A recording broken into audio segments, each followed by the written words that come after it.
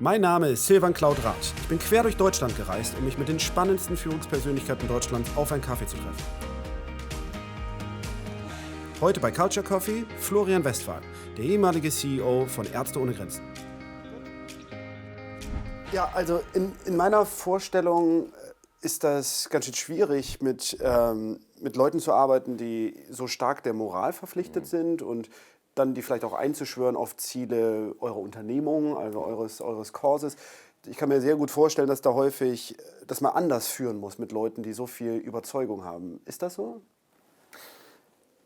Also ich denke schon, sozusagen die Leute, die hier arbeiten, die sind nicht nur Arbeitskräfte. Ich glaube, die fühlen sich zu Recht auch fast so ein bisschen als Miteigentümer dieser Organisationen.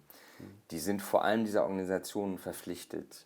Und wenn man hier führt, dann muss man sozusagen auch diesem Ideal, was sie von der Organisation haben, irgendwie gerecht werden als Führungskraft. Also man muss tatsächlich in den Augen der hier Mitarbeitenden irgendwie dem entsprechen. Ja.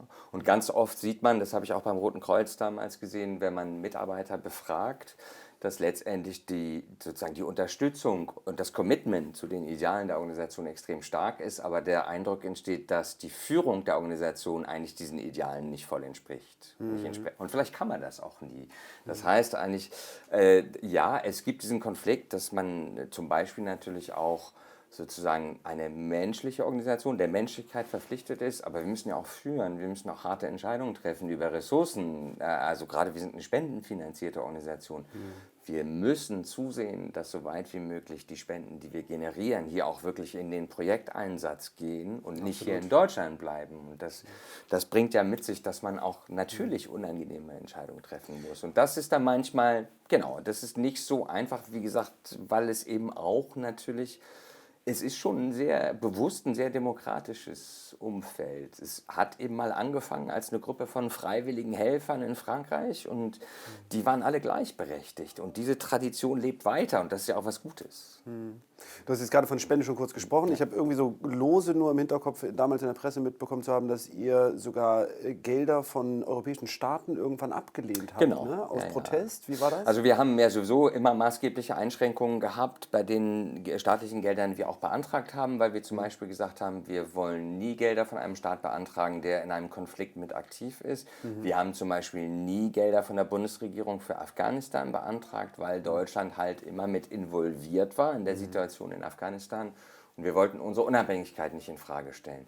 Konkret haben wir jetzt 2016 entschieden, als Reaktion auf den EU-Türkei-Deal, wo es ja um die geflüchteten Menschen auch vor allem in Griechenland ging, der als solcher völlig inakzeptabel war und einfach humanitären Zielsetzungen auch wirklich zuwiderlief, dass wir unter den Umständen keine Fördergelder mehr der Europäischen Union und ihrer Mitgliedstaaten beantragen wollen.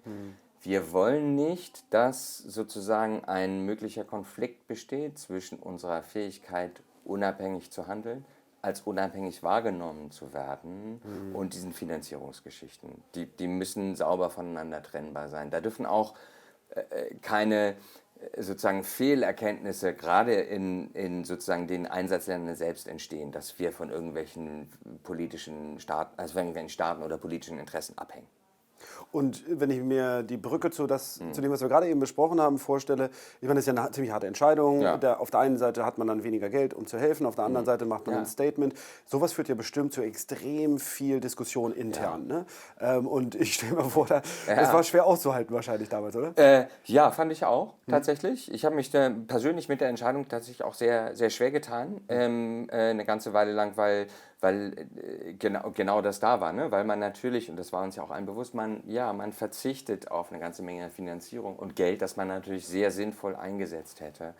Und das ist so eine Typentscheidung, die wir ganz häufig haben. Es gibt kein richtig oder falsch letztendlich. Man muss sozusagen den Mut beweisen, auch eine Position zu beziehen, ohne immer alles genau zu wissen. Das passiert unseren Kolleginnen im Feld übrigens die ganze Zeit. Man hat nie alle Informationen, ganz oft nicht mal annähernd die Informationen, die man braucht, um sozusagen eine voll informierte, gute Entscheidung zu treffen. Man muss es aber doch tun.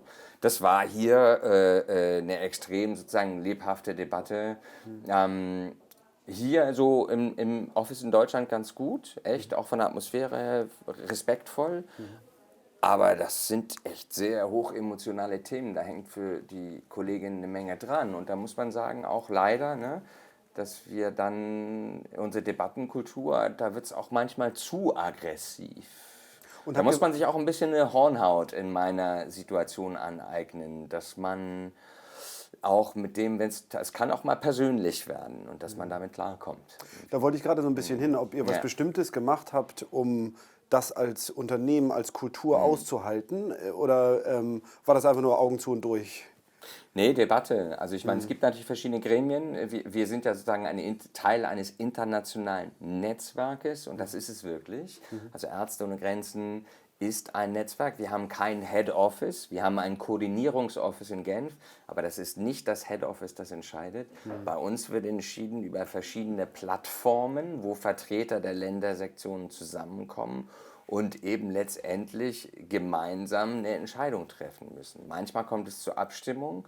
In diesem Falle Fördergelder EU, ja oder nein, hat es eine Abstimmung gegeben. Da hat es eine Minderheitenmeinung gegeben und unsere Regeln gestatten es tatsächlich, dass sogar die Vertreter dieser Minderheitenmeinung sich auch öffentlich dazu äußern können. Sie müssen also die Entscheidung der Mehrheit respektieren, dürfen aber auch öffentlich begründen, warum sie sozusagen die Meinung der Mehrheit nicht geteilt haben. Wenn das alles gut läuft, ist das wunderbar. Aber man kann sich ja vorstellen, ne, wie viel Zündstoff da auch drin steckt. Das sind alles Leute voller Leidenschaft mit persönlichen Geschichten, langjähriger Arbeit in sehr schwierigen Einsatzländern. Da hängen ja vielleicht sogar Das ist nicht nur die Ratio, die da mitwirkt. Die denken ja vielleicht sogar an die Menschen, die sie persönlich kennen Ja, in den genau. entsprechenden Ländern. Also Ja, ich die glaube davon schon. Ich glaube, wir abhängen. haben sehr häufig, sehr schnell tatsächlich konkrete Geschichten, Anekdoten, Begegnungen, die wir selbst erlebt haben, ganz schnell mit im Kopf. Und die haben zum Glück ja auch einen Einfluss auf unser Denken und Handeln. Das soll ja auch so sein. Wir dürfen nie zu viel, wir müssen eine gewisse Distanz haben in diesen Führungsrollen, aber die darf nicht zu groß sein. Also wir müssen schon uns bewusst sein, auch wenn ich hier irgendwas in Berlin entscheide, hat das eine Auswirkung auf irgendwelchen Leuten, die wir versuchen, in einer kleinen Klinik in einer ländlichen Gegend von Ostkongo zu helfen. Irgendwie, das muss mit eine Rolle spielen. Ich finde es total spannend, wie ihr fast das inverse Bild von einem typischen Startup ist. Ein Startup versucht am Anfang erstmal so einen Purpose aufzusetzen, einen Zweck, wo man sich sozusagen versammeln kann.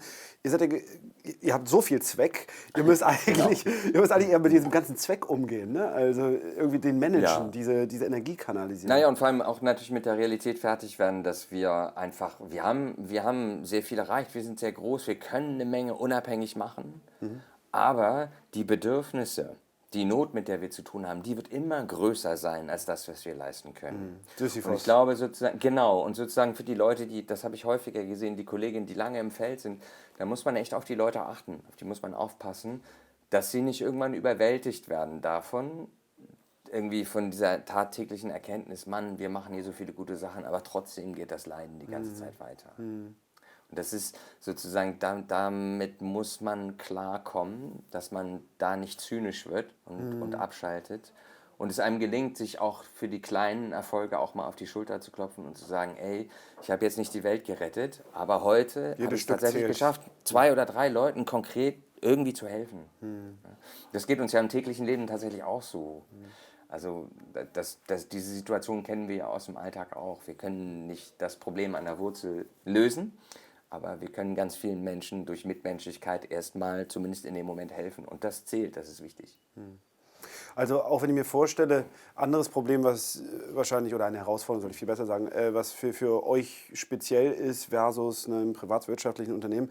Ich kann mir vorstellen, die Situationen, die da erlebt werden, die sind so dramatisch, dass man da durchaus in Schockzuständen sein kann, dass man posttraumatisch vielleicht auch wirklich Probleme bekommen kann durch das, was man da erlebt. Ist das was euch regelmäßig begegnet? Ja, das ist etwas, was uns regelmäßig begegnet. Für unsere deutschen Kolleginnen und Kolleginnen, die in den Projekteinsatz gehen oder zurückkehren, bieten wir regelmäßig Gespräche an mit geschulten Beraterinnen. Einfach pauschal das Angebot, wer das in Anspruch nehmen möchte und wer sich tatsächlich auch weiter betreuen lassen möchte, wer weiter reden möchte, weil darum geht es auch ganz häufig, kann das tun.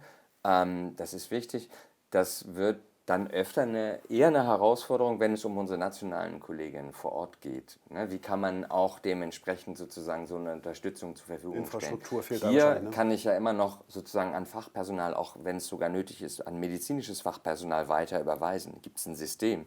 Im Kongo gibt es das nicht. Und da ist aber letztendlich auch extrem wichtig, wie sich die Kolleginnen untereinander helfen. Wir haben viel dazugelernt dazu in den letzten Jahren. Ich glaube, wir haben historisch viel zu lange tatsächlich dann doch mit so einer Cowboy-Mentalität agiert, wo wir gesagt haben, ach nee, Kriegen wir schon hin. unsere Leute sind tough, die sind hart, die kommen da schon durch. Und wenn man nicht nachfragt und den Leuten keine Gelegenheit gibt zu reden, dann erwecken die auch erstmal den Eindruck, dass die traumatische Erlebnisse relativ schadlos überstanden haben. Weil die haben ja einen Grund Aber das zu geht kämpfen, ne? nicht. Wir müssen auf die Leute achten und das gehört dazu. Also wir haben echt auch da sind wir irgendwie auch mal Arbeitgeber, die Leute in ganz extrem schwierige Situationen entsendet. Das wissen die, aber da haben wir nochmal eine besondere Verantwortung. Nochmal ein ganz anderes Beispiel, das mir aufgefallen ist, das will ich ganz bewusst mal auch erwähnen, weil das sicherlich auch anderen in Deutschland so geht. Wir haben natürlich gewisse Phasen seit 2015 gehabt, wo wir auch über die sozialen Medien, gerade für unsere Positionierung, aber auch unsere Hilfe, zum Beispiel im Mittelmeer, auch in Griechenland, extrem angegriffen worden sind. Und wir haben hier auch Kolleginnen, die sich das jeden Tag reinziehen mussten, dieser Hass, der da über die Twitters und Facebooks und YouTubes so auf einen zukommt. Noch nicht mal Zuspruch für das, Nee, was man der tut, haben wir ja. auch sehr viel gehabt. Aber mein Punkt hier ist tatsächlich auch diesen Kolleginnen, die sich ständig mit dieser Aggression konfrontiert sehen, auch denen müssen wir eine Unterstützung anbieten. Aber glücklicherweise, du hast ganz recht, wir haben auch extrem viel Zuspruch, extrem viel Unterstützung gekriegt und das baut einen echt auf.